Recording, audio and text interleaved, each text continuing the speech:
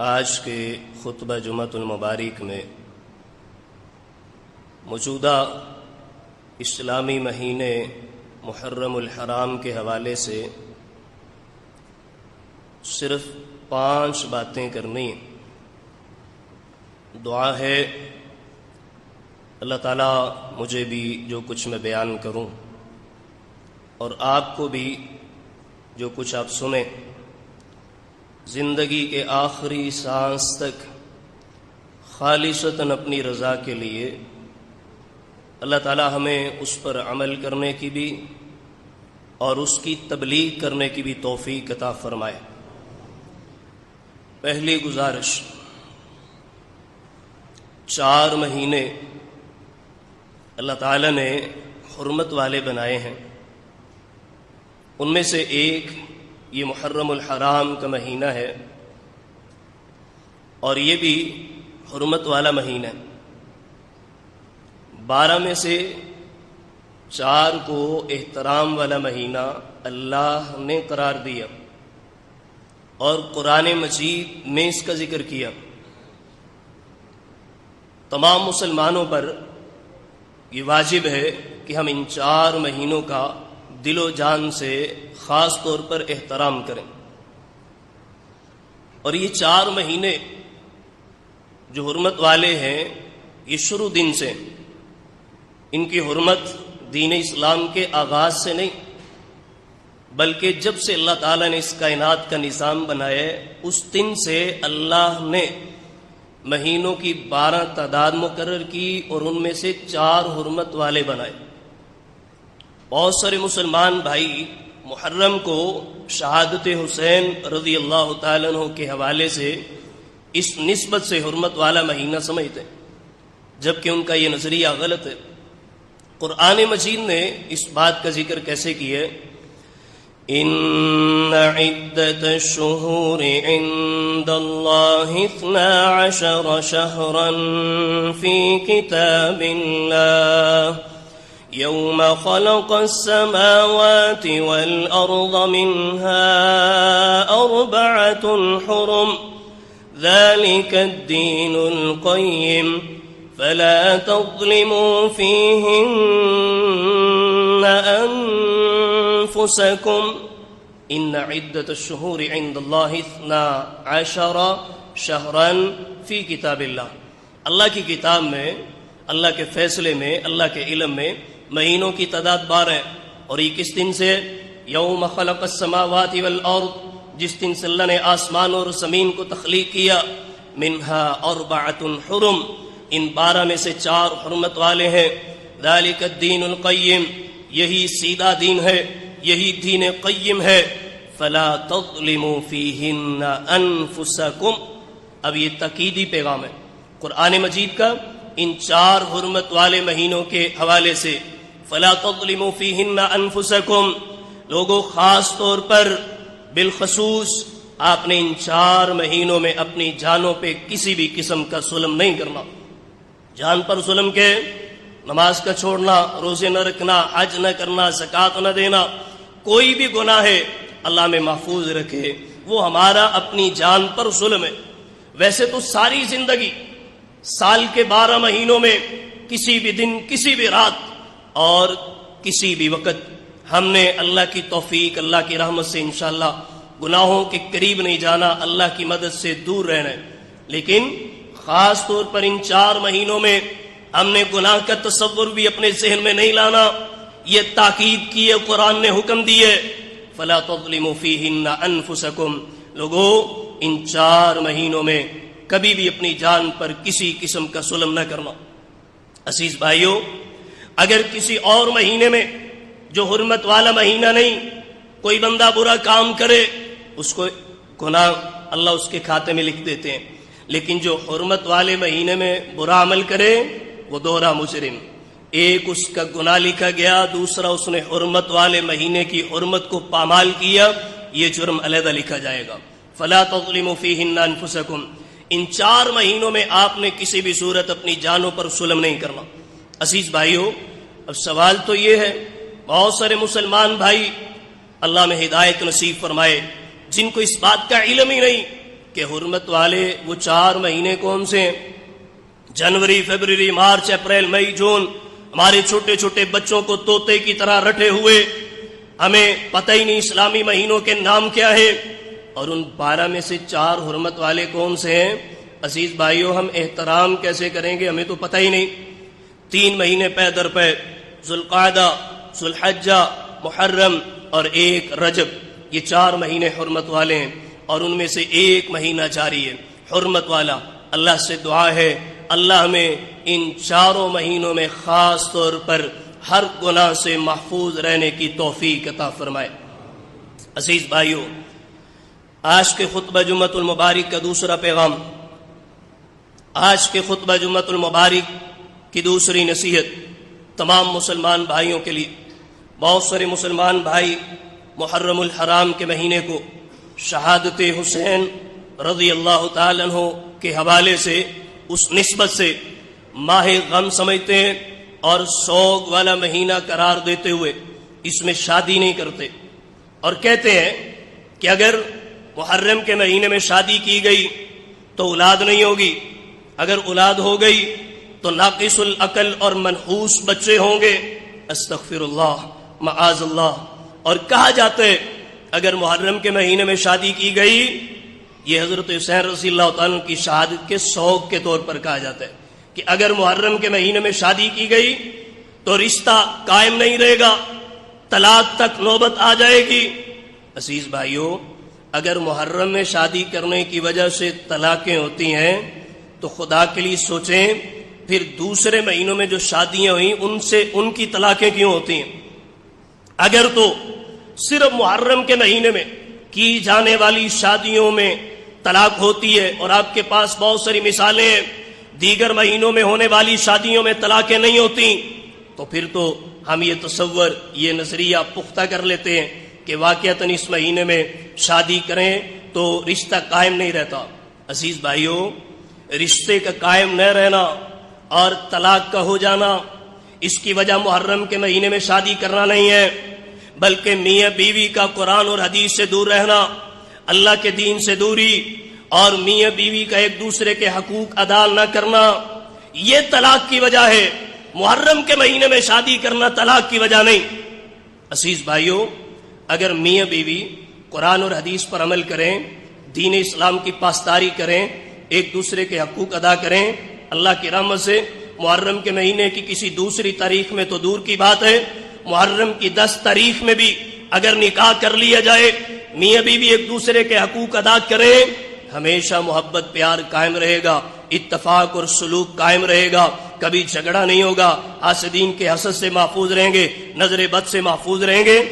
اور اس کے برعکس اگر نکاح رمضان کے مہینے میں کر لیا جائے اور نکاح آخری عشرے میں کیا جائے، تاک راتوں میں مسجد میں پڑھا جائے، لیکن میاں بیوی اگر ایک دوسرے کے حقوق ادا نہیں کریں گے تو رشتہ قائم نہیں رہے گا. طلاق کی وجہ محرم میں شادی ہونا نہیں، طلاق کی وجہ میاں بیوی کا اللہ کے دین سے دوری ہے، طلاق کی وجہ میاں بیوی کا ایک دوسرے کے حقوق ادا نہ کرنا ہے. خدا کے لیے ان باتوں کو سمجھیں. اور اس ضمن میں ایک دوسری بات سمجھ لیں، اگر تو نبی کریم صلی اللہ علیہ وآلہ وسلم نے اپنی حیات مبارکہ میں کسی کی شہادت پر، کسی کی وفات پر سوگ منایا، سال ہر سال، سالانہ طور پر ہر سال جس مہینے کوئی پیارا کوئی عزیز فوت ہوا، اس مہینے اگلے سال اگر اللہ کے نبی نے شادیوں سے روکا، منع کیا، تو یہ عمل ہمارے نبی کی سنت کے قرار پائے گی، نبی کا طریقہ کہلائے گا. اگر تو اللہ کے نبی کی سنت سے، اللہ کے نبی کی حیات مبارکہ سے، اللہ کے نبی کی سنت سے، اللہ کے نبی کے طریقے سے یہ چیز ثابت ہے، تو پھر ہم بھی نبی کے اسوہ حسنہ پر عمل کرتے ہوئے شہادت حسین کو بنیاد بنا کر محرم کے مہینے کو سوگ کا مہینہ قرار دیں گے. جبکہ آپ تاریخ اسلام پڑھ لیں، سیرت النبی صلی اللہ علیہ وسلم پڑھ لیں، احادیث کا مطالعہ کر لیں، نبی کی حیات مبارکہ میں سب سے پیاری عظیم خاتون سیدہ خدیجہ رضی اللہ تعالیٰ عنہ اللہ کے نبی کی زوجہ ہیں، ام المؤمنین ہے، اللہ کے نبی کی ساری اولاد سیدہ خدیجہ کے بطن سے ہے، خاتون جنت، جنت میں عورتوں کی سردار، حسنین کریمین کی والدہ سیدہ فاطمہ بھی حضرت ختیجہ کے بطن سے پیدا ہوئیں، عام الحزن قرار دیا گیا۔ حضرت ختیجہ کی وفات پر نبی محترم صلی اللہ علیہ وسلم نے سوگ نہیں کیا، اگلے سال اس مہینے سوگ کا اعلان نہیں کیا، پھر اگلے سال اس مہینے سوگ کا اعلان نہیں کیا۔ 2 ہجری میں غزوہ احد ہوا، اللہ کے نبی کے بڑے پیارے چچا امیر حمزہ جنہوں نے نبی محترم صلی اللہ علیہ وسلم کا بڑا ساتھ دیا، ان کو شہید کر دیا گیا، جسم کا مسئلہ کر دیا گیا، کان کاٹ دیے گئے، کیا کیا بتایا جائے۔ اللہ کے نبی نے اگلے سال 8 سال اللہ کے نبی حضرت امیر حمزہ کی شہادت کے بعد زندہ رہے، لیکن کبھی بھی حضرت حمزہ کی شہادت کے سال اور مہینے کو سوگ کا مہینہ قرار نہیں دیا۔ اللہ کے نبی کے چچا زاد جعفر طیار رضی اللہ تعالیٰ عنہ، تاریخ میں پڑھیں، احادیث کا مطالعہ کریں، چھوٹے چھوٹے بچے تھے، غزوہ موتہ میں شہید ہوئے۔ نبی محترم صلی اللہ علیہ وسلم نے جمادی الاولیٰ میں جب وہ شہید ہوئے 8 ہجری میں، اس سے اگلے سال، پھر اس سے اگلے سال 2 سال اللہ کے نبی زندہ رہے، لیکن کبھی بھی سوگ کا مہینہ بطور سوگ نہیں منایا۔ حضرت جعفر کی شہادت کی مہینے کو بطور سوگ نہیں منایا۔ اللہ کے نبی کی 3 بیٹیاں نبی محترم صلی اللہ علیہ وسلم کی حیات مبارکہ میں وفات پا گئیں۔ سیدہ ام کلثوم ہیں، سیدہ زینب ہیں، سیدہ رقیہ ہیں رضی اللہ عنہن۔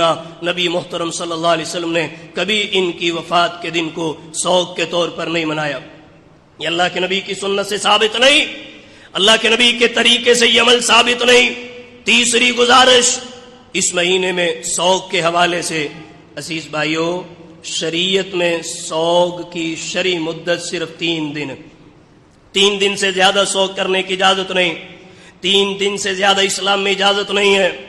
اس کے ضمن میں صرف 2 حدیثیں صحیح بخاری کتاب الجنائز میں ہے۔ نبی محترم صلی اللہ علیہ وآلہ وسلم کی زوجہ محترمہ ام حبیبہ رضی اللہ تعالی عنہا، ان کو شام سے خبر پہنچی کہ ان کے والد ابو سفیان فوت ہو گئے۔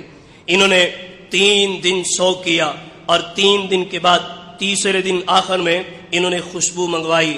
صحیح بخاری ہے، کتاب الجنائز ہے، اپنے چہرے پہ، اپنے بازوؤں پہ، اپنے لباس پہ لگائی، اور ساتھ یہ پیغام دیا کہ اللہ کی قسم مجھے خوشبو کی حاجت نہیں تھی، مجھے خوشبو لگانے کی ضرورت نہیں تھی، امت کو نصیحت کرنا چاہتی ہوں، امت کو بتانا چاہتی ہوں، تمہیں سبق دینا چاہتی ہوں۔ میں نے اللہ کے نبی سے سنا ہے، میں اللہ کے نبی کی زوجہ ہوں۔ نبی محترم صلی اللہ علیہ وسلم نے کہا تھا، اللہ اور آخرت پر جس عورت کا ایمان ہے، اللہ اور آخرت پر جس مرد کا ایمان ہے، وہ 3 دن سے زیادہ سوگ میں نہ رہے۔ فرمایا صرف عورت اپنے خامد کی وفات پر 4 مہینے اور 10 دن سوگ کر سکتی ہے، اس کے علاوہ کسی کو بھی 3 دن سے زیادہ سوگ کی اجازت نہیں۔ خوشبو منگائی اور لگائی، کہا میرا والد فوت ہوئے، آپ کو بتانا چاہتی ہوں سوگ صرف 3 دن کا ہے۔ ایک دوسرا واقعہ وہ بھی کتاب الجنائز میں ہے، ام عطیہ رضی اللہ تعالی عنہ، بیٹے سے ماں کو کتنی محبت ہوتی ہے، بیٹا فوت ہو گیا، تیسرے دن یہ عظیم صحابیاں ہیں، انہوں نے بھی خوشبو منگوائی، اپنے جسم پر لگائی، لباس پر لگائی، کہا اللہ کی قسم آپ کو بتانا چاہتی ہوں میں نے اللہ کے نبی سے سنا ہے 3 دن سے زیادہ سوگ جائز نہیں، صرف عورت اپنے خامد پر 4 مہینے اور 10 دن تک سوگ کرے گی۔ حضرت حسین رضی اللہ تعالیٰ ان کو شہید ہوئے، تقریباً 1400 سال گزر گئے، امت آج بھی سوگ میں۔ محرم میں شادی نہیں کرنی، محرم میں برتن الٹے کر دے، محرم میں لباس کالا پہن لے، محرم میں آپ جوتے اتار دے، محرم میں یہ نہیں کرنا، محرم میں وہ نہیں کرنا۔ یہ پابندیاں کس نے لگائیں؟ یہ ہماری ذاتی بندشیں ہیں، یہ ہمارے ذاتی مسائل ہیں، یہ ہماری ذاتی رائے ہے، یہ لوگوں کا اللہ کے دین کو سخت بنانے والا بدترین رویہ ہے۔ اللہ کا دین سخت نہیں، اللہ کا دین آسان ہے۔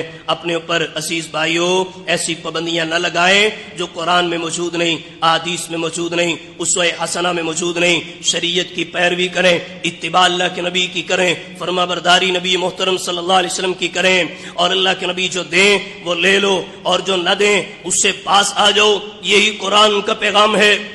لقد كان لكم في رسول الله أسوة حسنة تمہارے لیے نبی محترم صلی اللہ علیہ وسلم کی حیات مبارکہ بہترین نمونہ ہے۔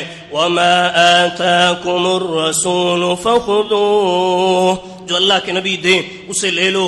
وَمَا نَهَاكُمْ عَنْهُ فَانْتَهُوا، جس کام سے اللہ کے نبی منع کریں باز آ جاؤ۔ فَلْيَحْذَرِ الَّذِينَ يُخَالِفُونَ عَنْ أَمْرِهِ أَن تُصِيبَهُمْ فِتْنَةٌ أَوْ يُصِيبَهُمْ عَذَابٌ أَلِيمٌ۔ ڈرنا چاہیے اللہ سے، ان لوگوں کو جو نبی محترم صلی اللہ علیہ وسلم کی مخالفت کرتے ہیں، نافرمانی کرتے ہیں، اللہ کہیں ان کو کسی فتنے میں مبتلا نہ کر دے، یا اللہ ان کو کسی دردناک عذاب میں مبتلا نہ کر دے۔ ایسی بات اپنی طرف سے نہ کہیں جو اللہ کے نبی نے نہیں کہی، فرمایا اس کا ٹھکانہ جہنم میں ہے۔ جو اپنی طرف سے کوئی بات کہے اور اس کو وحی کا درجہ دے، جو اپنی طرف سے کوئی رائے دے اور اس کو قرآن اور حدیث سے ثابت کرنے کی کوشش کرے، اللہ کی جہنم میں داخل ہوگا۔ جو بندہ اپنی طرف سے کوئی بات کرے اور اسے جناب نبی کریم صلی اللہ علیہ وسلم کی طرف منسوب کر دے۔ کہاں سے لی ہم نے یہ پابندی؟ محرم کے مہینے میں شادی نہیں کرنی۔ عزیز بھائیو، خدا کے لیے شادی جب چاہیں نکاح کریں، بچے بالغ ہو جائیں، لڑکے ہیں لڑکیاں ہیں، ان کو جلدی رخصت کریں، مہینہ نہ دیکھیں۔ بچوں کو قرآن اور حدیث کے مطابق قرآن اور حدیث کی تعلیمات میں اپنے گھر سے رخصت کر دیں۔ بیٹوں کو بھی بیٹیوں کو بھی اللہ کی رحمت سے ایک دوسرے کے حقوق ادا کریں گے، سلوک قائم رہے گا، حاسدین کے حسد نہیں چلیں گے، نظر بد نہیں لگے گی، جنات کے سرات نہیں ہوں گے۔ اس نے ایسے کر دیا، اس نے ایسے کر دیا، اس نے رزق بند کر دیا، اس نے ہمیں کیل کر دیا، خون کے چھینٹے پڑتے ہیں، گھر میں چیزیں گم ہو جاتی ہیں، چیزوں کو آگ لگ جاتی ہے۔ سورۃ البقرہ کس لیے ہے؟ اللہ کا گھر کس لیے ہے؟ جس مومن کے پاس اللہ پر ایمان ہو، نبی محترم صلی اللہ علیہ وسلم پر یقین ہو، اور اللہ کے نبی کی بتائے ہوئی دعائیں جس امت کے علم میں ہو، مسجد بھی ہو، مدرسہ بھی ہو، قرآن بھی ہو، حدیث بھی ہو، سورۃ البقرہ بھی ہو، آیت الکرسی بھی ہو، سورۃ بقرہ کی آخری 2 آیتیں ہوں اور قرآن مجید کی آخری 3 سورتیں ہوں، فلک ناس پڑھنے والا، ہر نماز کے بعد اخلاص پڑھنے والا، آیت الکرسی کا کثرت سے ورد کرنے والا، کیوں گلا کرے، کیوں شکوا کرے اور کب گلا کرے کہ میرے اوپر کسی نے کچھ کر دیا؟ ہمارے رشتے میں بندش ہے، ہمارے رشتے میں رکاوٹ ہے، ہمارے رشتے میں، ہمارے رزق میں بندش ہے۔ خدا کے لیے ان تہمات سے نکلیں، ان غلط فہمیوں سے نکلیں، قرآن اور حدیث کی طرف پلٹیں۔ آج کے خطبہ جمعۃ المبارک کا دوسرا پیغام یہ تھا، کوئی مہینہ منحوس نہیں، کسی مہینے میں کی جانے والی شادی میں بے برکتی نہیں ہوتی، بے برکتی صرف اللہ کے دین سے دوری میں ہوتی۔ آج کے خطبہ جمعۃ المبارک کا تیسرا پیغام، عزیز بھائیو، اللہ کی رضا کے لیے محرم کے مہینے میں زیادہ سے زیادہ نفلی روزے رکھیں۔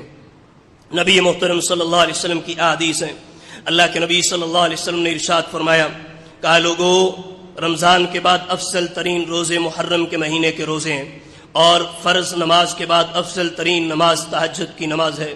نبی کریم صلی اللہ علیہ وآلہ وسلم کے اس فرمان پر عمل کرتے ہوئے محرم کے مہینے میں زیادہ سے زیادہ نفلی روزے رکھیں۔ اور آپ جانتے ہیں، جس نے اللہ کی رضا کے لیے ایک نفلی روزہ رکھا، اللہ اس کو جہنم سے 70 سال کی مسافت کے برابر دور کر دیتے۔ 70 سال کی مسافت، سائیکل پہ نہیں، موٹر سائیکل پہ نہیں، کار پہ نہیں، ہوائی جہاز پہ نہیں، آپ ایک پیدل چلنے والے کا اندازہ نہیں لگا سکتے۔ اگر وہ 24 گھنٹے صبح دوپہر شام دن رات پیدل چلے، کتنے ہزار کلومیٹر سفر طے کر سکتے؟ 70 دنوں میں نہیں، 70 مہینوں میں نہیں، 70 سالوں کی بات کی جا رہی ہے۔ جس نے اللہ کے لیے ایک نفلی روزہ رکھا، اللہ اس کو 70 سال کی مسافت کے برابر جہنم سے دور کر دیتے۔ اور جانتے ہیں، جہنم سے دوری اللہ کی رحمت کے قریب ہونا ہے، جہنم سے دوری جنت کے نزدیک ہونا ہے۔ جتنا آپ جہنم سے دور جائیں گے اتنا آپ اللہ کی رحمت کے قریب ہوں گے، جتنا جہنم سے دور ہوں گے اتنا آپ اللہ کی رحمت سے جنت کے قریب ہوں گے۔ تو اس مہینے میں نفلی روزے رکھیں، رمضان کے بعد بہترین روزے محرم کے روزے، خاص طور پر محرم کی 10 تاریخ یوم عاشورہ کا روزہ، محرم کی 10 تاریخ کا روزہ، کسی بھی صورت، خدا کے لیے کسی بھی صورت یہ روزہ نہ چھوڑیں۔ کل 9، پرسوں 10 محرم، یوم عاشورہ محرم کی 10 تاریخ کے روزے کے حوالے سے حدیث کی 2 بڑی کتابیں بخاری اور مسلم میں کم و بیش 50 حدیثیں موجود ہیں، کم و بیش 50 احادیث موجود ہیں بخاری مسلم میں یوم عاشورہ کے روزے کی فضیلت میں۔ خدا کے لیے کم از کم 10 محرم کا روزہ ضرور رکھیں۔ نبی محترم صلی اللہ علیہ وآلہ وسلم ہمیشہ ہر سال رمضان کے مہینے کے روزے فرض ہونے سے پہلے بھی عاشورہ کا روزہ رکھتے اور رکھنے کا حکم دیتے، پھر رمضان کے روزے مدینے میں جا کے فرض ہوئے، پھر اللہ کے نبی صلی اللہ علیہ وسلم نے عاشورہ کا روزہ رکھا، 10 محرم کا رکھا، اپنی حیات مبارکہ میں ہر سال رکھا عاشورہ 10 محرم کا روزہ۔ پھر ایک سال نبی کریم صلی اللہ علیہ وسلم کو بتایا گیا، اللہ کے نبی یہ روزہ تو یہودی بھی رکھتے ہیں، عیسائی بھی رکھتے ہیں۔ نبی کریم صلی اللہ علیہ وسلم نے فرمایا اچھا، ہر معاملے میں ہم ان کی مخالفت کریں گے، اگر یہود و نصارہ بھی 10 محرم کا روزہ رکھتے ہیں تو فرمایا میں آئندہ سال اگر زندگی رہی تو 9 محرم کا روزہ رکھوں گا۔ یہاں پر ایک بات بڑی سمجھنے والی ہے، ہر سال ایک عجیب سا مسئلہ پیدا ہوتا ہے۔ نبی محترم صلی اللہ علیہ وسلم کی حدیث مبارکہ سنیں، کہا اگر میں آئندہ سال رہا تو 9 محرم کا روزہ رکھوں گا۔ اس حدیث مبارکہ میں نہ بھی کا ذکر ہے نہ ہی کا ذکر ہے، اور اس حدیث میں یا کسی اور حدیث میں 10 محرم کے روزے کی نفی نبی محترم صلی اللہ علیہ وسلم سے کہیں بھی ثابت نہیں۔ اگر اس حدیث میں بھی کا ذکر نہیں کہ میں 9 محرم کا روزہ بھی رکھوں گا، تو اس حدیث میں ہی کا بھی ذکر نہیں کہ میں اگلے سال 9 محرم کا ہی روزہ رکھوں گا۔ عزیز بھائیو، 10 محرم کا روزہ اس کی اصل بنیاد کیا ہے؟ پہلے آپ اس کو سمجھ لیں، 10 محرم کے روزے کی اصل بنیادی وجہ کیا ہے؟ حضرت نبی کریم صلی اللہ علیہ وسلم مدینہ منورہ تشریف لائے، یہ پہلے سال کی بات ہے، ہجرت کے پہلے سال کی۔ پتہ چلا یہودی روزہ رکھتے ہیں، پوچھا بھائی آپ کیوں روزہ رکھتے ہو؟ کہا جی اللہ تعالیٰ نے نبی موسیٰ علیہ السلام کو اس مہینے میں 10 تاریخ کو فرعون اور آل فرعون کے ظلم سے نجات دی۔ اللہ کے نبی موسیٰ علیہ السلام بھی شکرانے کا روزہ رکھتے تھے، ہم بھی شکرانے کا روزہ رکھتے ہیں۔ اللہ کے نبی نے کیا کہا تھا؟ کہا نحن احق بموسیٰ منکم، کہا تم سے زیادہ موسیٰ علیہ السلام کے ساتھ میری نسبت ہے، میں بھی اللہ کا نبی، وہ بھی اللہ کے نبی۔ ان کی شریعت جو عقائد نظریات لے کر آئے، سالمو تم نے تو تورات بدل کے رکھ دی، میں جو قرآن حدیث لے کر آیا ہوں پہلے نبیوں اور کتابوں کی تصدیق کر رہا ہوں، میرا تم سے زیادہ نبی موسیٰ سے تعلق ہے، میں بھی 10 محرم کا روزہ رکھتا ہوں۔ عزیز بھائیو، اگر آپ صرف 9 محرم کا روزہ رکھیں گے، یہود و نصارہ کی مخالفت تو کر لیں گے، ذرا سوچیں 10 محرم کا اگر روزہ نہیں رکھیں گے، نبی موسیٰ علیہ السلام سے موافقت کیسے کریں گے؟ 10 محرم کے روزے کی اصل وجہ نبی موسیٰ علیہ السلام کے ساتھ محبت ہے، پیار ہے، 10 محرم کا روزہ ان سے موافقت ہے۔ اصل عاشورہ کے روزے کی بنیادی وجہ یہ ہے، اور نبی محترم صلی اللہ علیہ وسلم نے فرمایا مجھے امید ہے یکفر السنۃ التی ماضیہ، فرمایا مجھے اللہ کی رحمت پر امید ہے کہ اللہ تعالیٰ 10 محرم کا اگر آپ روزہ رکھتے ہیں تو آپ کے اللہ پچھلے 1 سال کے گناہوں کو معاف کر دیں گے، 1 سال کے گناہوں کی معافی کا وعدہ۔ کہا اگر تم عاشورہ کا روزہ رکھتے ہو، عزیز بھائیو، نبی محترم صلی اللہ علیہ وسلم نے ہمیشہ ہر سال 10 محرم کا روزہ رکھا، یہ بھی میرے لیے اور آپ کے لیے سنت ہے۔ اللہ کے نبی نے 9 کا روزہ رکھنے کا ارادہ کر لیا لیکن نہ رکھ سکے، یہ بھی میرے لیے اور آپ کے لیے سنت ہے۔ 9 کا روزہ یہود و نصارہ کی مخالفت میں، 10 کا روزہ موسیٰ علیہ السلام کی موافقت میں، 1 سال کے گناہوں کو اللہ اپنی رحمت سے معاف کر دیں گے۔ آج کتنے مسلمان بھائی جو کہتے ہیں کاروبار سے، گھر سے مصیبتیں، پریشانیاں، تکلیفیں نہیں دور ہوتی۔ عزیز بھائیو، مصائب کی اصل وجہ کیا ہے؟ مشکلات کی اصل وجہ کیا ہے؟ تکلیفیں اور بیماریاں کیوں نازل کی جاتی ہیں؟ وَمَا أَصَابَكُم مِّن مُّصِيبَةٍ فَبِمَا كَسَبَتْ أَيْدِيكُمْ، تمہارے اوپر جتنی مصیبتیں ہیں وہ تمہارے اپنے ہاتھوں کی کمائی ہے، تمہارے گناہوں کی سزا ہے، اور یہ ہر گناہ کی سزا نہیں تمہیں مل رہی، ہر گناہ کی سزا نہیں تمہیں مل رہی۔ وَيَعْفُو عَن كَثِيرٍ، تمہاری بہت ساری غلطیاں تو اللہ کہتے ہیں میں ویسے ہی درگزر کر دیتا ہوں اپنی رحمت کے ساتھ. ظہر الفساد فی البر والبحر بما کسبت ایدی الناس. اللہ کہتے ہیں خشکی اور تری میں جتنے فساد ہیں وہ بندوں کے اپنے کیے ہوئے اعمال کی سزا ہے. ان اللہ لا یظلم الناس شیئا ولكن الناس انفسهم یظلمون. اللہ تعالیٰ تو رائی کے دانے برابر بھی اپنے بندوں پر ظلم نہیں کرتے، لیکن بندے ہیں جو گناہ کر کے اپنی جانوں پہ ظلم کرتے ہیں. عزیز بھائیوں، آئندہ سال اگر تمام پریشانیوں سے، تکلیفوں سے، بیماریوں سے اور بے برکتیوں سے بچنا چاہتے ہیں تو اپنے ذمے، اپنے کھاتے نامہ اعمال میں جو گناہ ہیں خدا کے لیے ان کو معاف کروائیں. مطلب قرآن کہتا ہے جتنی مصیبتیں، بیماریاں، پریشانیاں تمہارے گناہوں کی سزا، اور اللہ کے نبی کہتے ہیں عاشورہ کا روزہ رکھو 1 سال کے گناہ معاف. کیا نتیجہ؟ اگر آپ اللہ کی رضا کے لیے آپ کے نامہ اعمال میں سے، آپ کے کھاتے میں سے 1 سال کی خطائیں معاف کر دی گئیں تو سمجھیں کہ آپ پر آنے والی بہت ساری مصیبتیں اور پریشانیاں بھی ٹال دی گئیں. اگر پریشانیوں، مسائل، بیماریوں سے بچنا چاہتے ہیں تو اللہ کی رحمت سے ہر گناہ سے بھی بچیں، اور جو گناہ اللہ نہ کرے ہو چکے ہیں ان کی معافی کا کوئی نہ کوئی بندوبست کریں، اور گناہوں کی معافی کے لیے یہ بہترین عمل ہے عاشورہ کا روزہ رکھیں. آج کے خطبہ جمعۃ المبارک کی چوتھی گزارش، ہر سال محرم کے مہینے میں عام طور پر اور محرم کے پہلے عشرے میں خاص طور پر صحابہ کرام رضوان اللہ علیہم اجمعین کو گالیاں دی جاتی ہیں. سوشل میڈیا، انٹرنیٹ، موبائل گواہ ہے، اور بہت سارے لوگ جانتے ہیں اور بہت سارے لوگ اس بات کا علم رکھتے ہیں کہ صحابہ کرام رضوان اللہ علیہم اجمعین سے کس قدر دشمنی کی جاتی ہے اور ان سے کس قدر نفرت کا اظہار کیا جاتا ہے. اس محرم کے مہینے میں اللہ کی لعنت ہو ایسے لوگوں پر جو قرآن اور حدیث کو پسے پشت ڈالتے ہوئے تاریخ کے چند حوالوں کو، تاریخ کے چند دلائل کو مد نظر رکھتے ہوئے صحابہ پر تبرہ کرتے ہیں، طعن و تشنیع کا نشانہ بناتے ہیں، ان کو گالیاں دیتے ہیں. میں آپ کو بتاتا ہوں کن صحابہ کو گالی دی جاتی ہے. اولئک هم الصادقون، یہی لوگ سچے ہیں.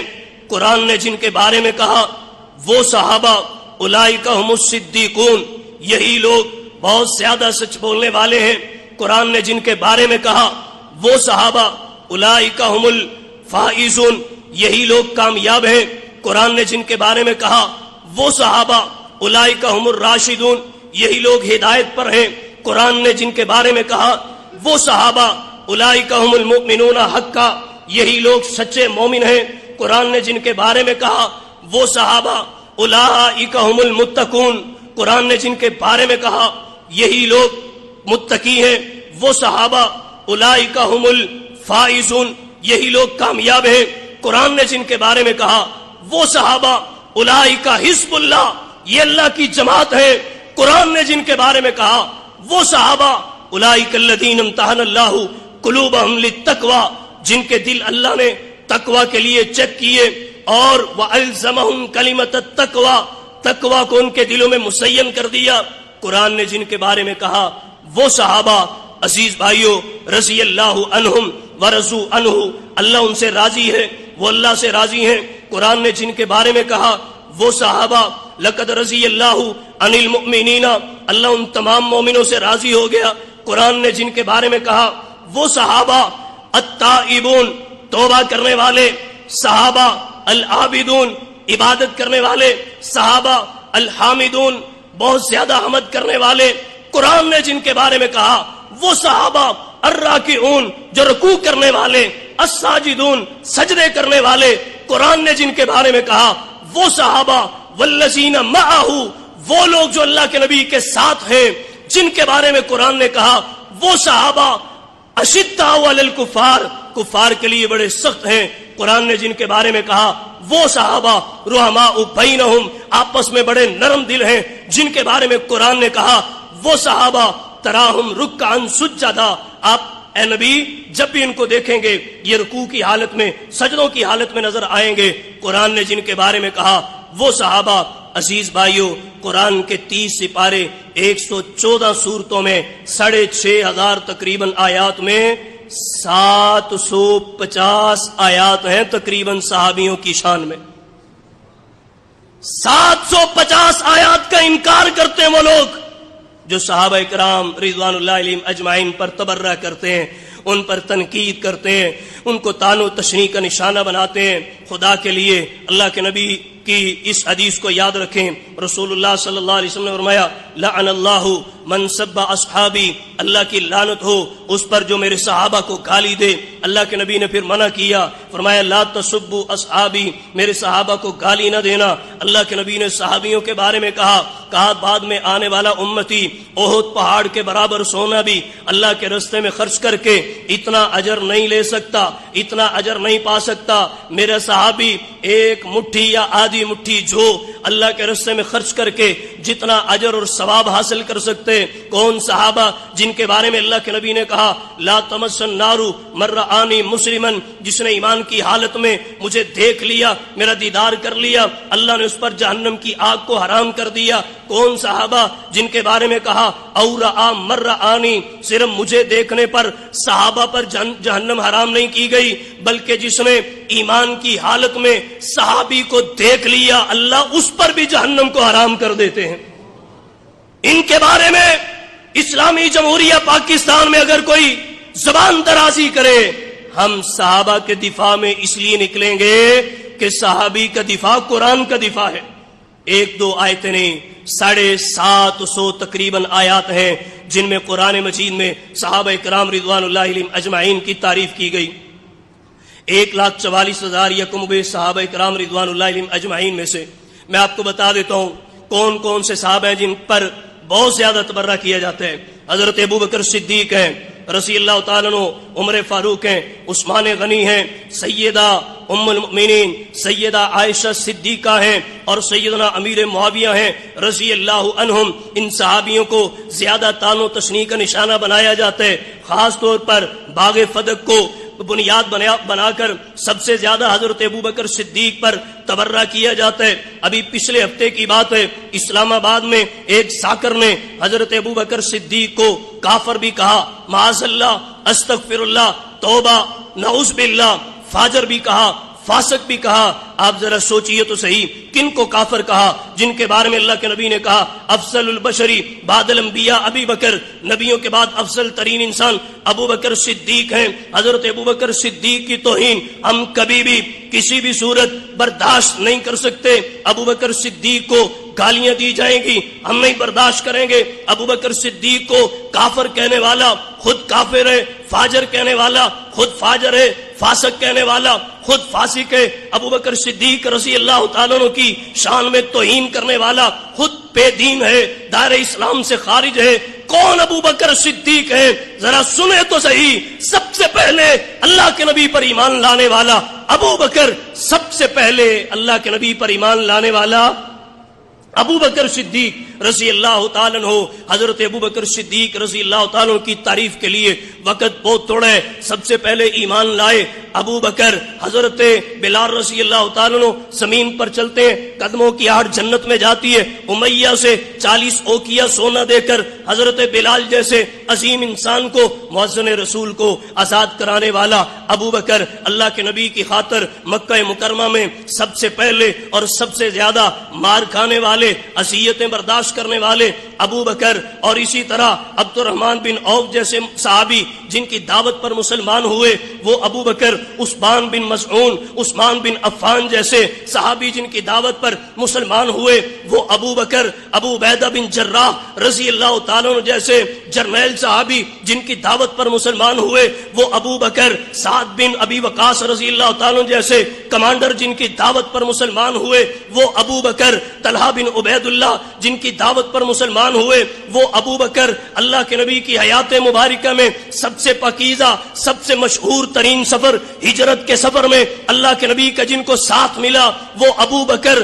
غار میں اللہ کے نبی سے پہلے داخل ہو کر اپنی چادر کو پھاڑ کے نبی کی حفاظت کے لیے سوراخ کو بند کرنے والے ابو بکر، نبی کو اپنے کندھوں پر اٹھانے والے ابو بکر پوری کائنات کے مسلمان آج اللہ کے نبی صلی اللہ علیہ وسلم کی عزت کرتے ہیں، توقیر کرتے ہیں، احترام کرتے ہیں۔ اللہ کی قسم آج 14ویں صدی کے تمام مسلمانوں کا نبی کا احترام کرنا ایک پلڑے میں رکھ دوں اور دوسرے پلڑے میں غار ثور کا، حضرت ابوبکر صدیق کا، نبی کا وہ احترام کرنا ایک پلڑے میں رکھ دوں، زہریلا ٹنگ مارتے ابو بکر اپنی ایڑی کو حرکت نہیں دیتے، نبی کی نیند میں خلل پیدا نہ ہو۔ اللہ کی قسم میرے ابو بکر کا یہ اکیلا احترام امت کے مجموعی احترام سے اعلیٰ اور افضل ہے۔ نبی کو نہیں جگایا کہ کہیں اللہ کے نبی کی نیند میں خلل پیدا نہ ہو۔ نہ جانے کتنے ڈنگ مارے زہریلے نے۔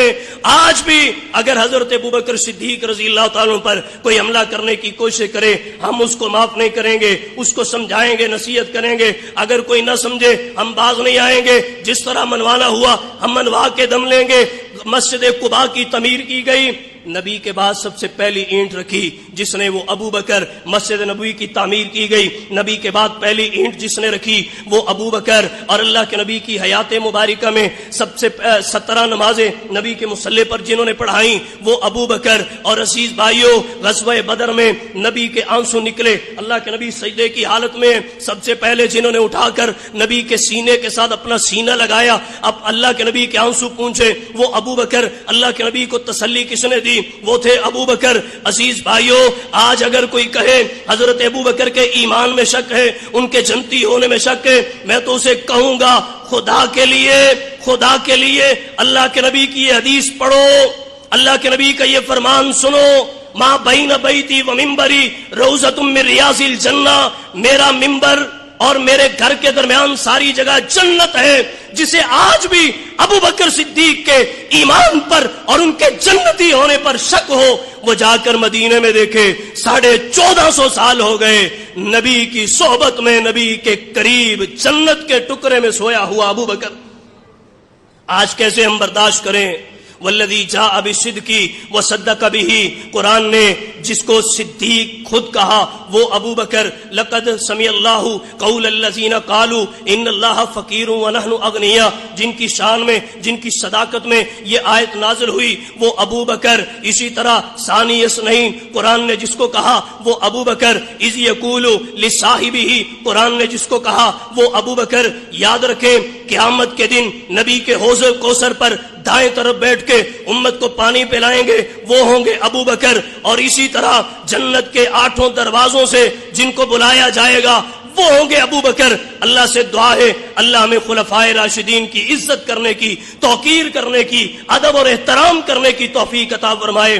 آج کے اس خطبہ جمعۃ المبارک کا یہ میرا پیغام ہے، یہ میری دعوت ہے، یہ میرا منہج ہے، یہ میرا عقیدہ ہے، یہ میری سوچ ہے، یہ میری فکر ہے جو میں منتقل کرنا چاہتا ہوں۔ ہم امن کے داعی ہیں، اتحاد کو پسند کرتے ہیں، اتفاق کو پسند کرتے ہیں، لیکن ایسا اتحاد ہمیں نہیں چاہیے، ایسا اتفاق ہمیں نہیں چاہیے، ایسا سلوک ہمیں نہیں چاہیے کہ اسلامی جمہوریہ پاکستان میں کائنات کے نبیوں کے بعد افضل ترین انسان ابو بکر صدیق پر بولا جائے۔ ہم ایسا اتفاق نہیں پسند کرتے۔ ہمیں تو ہمارا یہ مطالبہ ہے جو صحابہ پر بکواس کرتے ہیں ان کو فوری طور پر گرفتار کر کے ان پر مقدمہ درج کیا جائے اور عبرت کا نشان بنایا جائے، اور سوشل میڈیا پر اس کی کمپین کریں۔ آج کے خطبہ جمعۃ المبارک کی آخری گزارش، عزیز بھائیوں، آج کے خطبہ جمعۃ المبارک کا آخری پیغام، بہت سارے مسلمان بھائی اپنے قبر اور حشر کے سوالوں سے بالکل بے پرواہ ہو چکے ہیں۔ ان کو نہیں پتا قبر حشر میں کیا سوال ہوں گے، لیکن ایسی سی بحث اور ایسے سوالات میں پڑے ہیں جن کا قبر اور حشر کے سوالوں سے کوئی تعلق نہیں۔ 4 سوال قبر میں کیے جائیں گے، رب کے بارے میں، نبی صلی اللہ علیہ وسلم کے بارے میں، دین کے بارے میں۔ جو مومن 3 سوالوں کا جواب دے گا، چوتھا سوال اس سے پوچھا جائے گا بھئی آپ نے جواب کیسے دیا، کہاں سے پڑھا؟ بندہ مومن کہے گا میں نے قرآن پڑھا، وہاں سے مجھے پتہ چلا ربی اللہ، نبی محمد صلی اللہ علیہ وسلم، دین الاسلام۔ 5 سوال قیامت کے دن کیے جائیں گے زندگی کے بارے میں اور اسی طرح جوانی کے بارے میں. تیسرا سوال مال کہاں سے کمایا, چوتھا سوال مال کہاں پہ لگایا, پانچواں سوال جو علم حاصل کیا اس پر عمل کیوں نہیں کیا. یہ 4 سوال قبر کے, 5 سوال حشر کے. قیامت کے دن یہ سوال نہیں کیا جائے گا حضرت حسین کے یزید سے اختلافات کیا تھے, حضرت حسین مدینے سے کب نکلے, ان کے قافلے کی تعداد کتنی تھی, امام کے ساتھ بچے کتنے تھے, بوڑھے کتنے تھے, جوان کتنے تھے, عورتیں کتنی تھیں, سواریاں کتنی تھیں, پیدل کتنے تھے, امام کتنے دنوں میں کوفہ پہنچے. یہ نہیں پوچھا جائے گا امام کے بھائی کتنے تھے, اس قافلے میں ان کے بھتیجے کتنے تھے, بھانجے کتنے تھے, ان کے قریبی کتنے تھے, دور والے کتنے تھے, امام کے اپنے کتنے تھے, بیگانے کتنے تھے. یہ سوال نہیں کیا جائے گا کربلا میں پہلا شہید کون ہوا, کس نے کیا. یہ سوال نہیں کیا جائے گا کربلا میں آخری شہید کون ہوا, بتاؤ قاتلین حسین کے نام کیا ہیں. یہ سوال نہیں کیے جائیں گے. یہ پوچھا جائے گا تم مسلمان ہو, نماز کیوں نہیں پڑھی, تم مسلمان ہو, روزے کیوں نہیں رکھے, تم مسلمان تھے, صاحب حیثیت تھے, حج کیوں نہیں کیا, سالانہ طور پر زکوٰۃ کیوں نہ دی. عزیز بھائیو, خدا کے لیے بغیر علم کے کربلا کے واقعہ پر بحث کر کے اپنے ایمان کو خطرے میں نہ ڈالیں. اہل بیت کی عظمت بڑی ہے, ان کی شان بڑی ہے, ان کا مقام بڑا ہے, ان کا مرتبہ بڑا ہے. تاریخ میں کچھ یزید کے حق میں دلائل ملتے ہیں, میں ان دلائل کو کیا کروں. حضرت حسین کی تعریف میں کمی کرتے ہوئے یزید کی تعریف میں اضافہ کرنا, تاریخ کے جن اوراق میں لکھا ہے ان دلائل کو بیان کرنا, اللہ کی قسم یہ تو دور کی بات ہے. خطبات جمعہ میں دروس میں بیان کرنا دور کی بات ہے. حضرت حسین کی تعریف میں کمی کر کے یزید کی تعریف میں اضافہ کرتے ہوئے تاریخ کے جو اوراق لکھے گئے ان کو پکڑنا تو دور کی بات ہے. اللہ کی قسم میں دیکھنا بھی پسند نہیں کرتا. جہنم میں جائے وہ لکھنے والے, وہ اوراق جہنم میں جلے جن میں حضرت حسین کی تعریف میں کمی کر دی گئی اور یزید کو مقابلے میں کھڑا کر کے یزید کی حمایت میں امام کی توہین کر دی گئی. نبی کہتے ہیں وہ جنت کے نوجوانوں کے سردار ہیں. 1400 سال بعد میں 4 کلاسیں پڑھ کے پوچھتا ہوں امام مدینے سے کیوں نکلے, ان کا فیصلہ حق تھا یا غلط تھا, ان کی سوچ کیسی تھی, وہ نہ نکلتے تو بچ جاتے. لاکھوں ڈگریاں ہو امام حسین کے قدموں پر قربان کر دو. اللہ کی قسم امام حسین میرا عقیدہ ہے, میری جان ہے, میرا ایمان ہے, میرا منہج ہے, میرا نظریہ ہے, میری سوچ ہے. امام حسین میری محبت ہے, میرا پیار ہے, میرا جنون ہے, میرا عشق ہے. امام حسین کی شان بڑی ہے. اللہ کی قسم یزید کے بارے میں ہر سال لوگ پوچھتے ہیں, سوال کرتے ہیں, بتاؤ یزید کے بارے میں آپ کا نظریہ کیا ہے, آپ کا عقیدہ کیا ہے. میں کہتا ہوں آج کے جمعہ کی یہ آخری بات ہے, سن لے, یاد رکھ لے. یزید کے بارے میں ہمارا یہ موقف ہے, 1 کروڑ یزید ہو امام حسین کے 1 جوتے کے برابر نہیں. نہ اس طرح کی بحث میں پڑا کرے, نہ اس طرح کے سوالات کیا کرے. قیامت کے دن اللہ نے یہ نہیں پوچھنا کربلا میں کیا ہوا, کس نے کیا, کیوں کیا, قاتلین کے نام بتائیں. لیکن قیامت کے دن یہ اللہ پوچھ سکتے ہیں بتاؤ آپ نے اہل بیت کی عزت, توقیر, ادب, احترام کیوں نہیں کیا. تو خدا کے لیے واقع کربلا کو بنیاد بنا کر امام کی توہین نہ کریں, حضرت حسین کی شان میں کمی نہ کریں. امام کی شان میں اگر کمی کر دی, اہل بیت کا اگر آپ نے احترام نہ کیا تو جہنم کا داخلہ اللہ لکھ دیں گے. وہ بندہ دائرہ اسلام سے خارج ہے جو اہل بیت کی عزت نہیں کرتا, احترام نہیں کرتا. عزیز بھائیو, یزید کی ساری زندگی سے امام حسین کی زندگی کا 1 سال, 1 مہینہ, 1 دن, 1 گھنٹہ, 1 منٹ نہیں, 1 سیکنڈ بھی افضل ہے. اللہ سے دعا ہے اللہ میں خلفائے راشدین سے, صحابہ کرام رضوان اللہ علیہم اجمعین سے اور اہل بیت سے دل و جان سے بڑھ کر عزت احترام کرنے کی, محبت اور پیار کرنے کی توفیق عطا فرمائے. وما علینا الا البلاغ.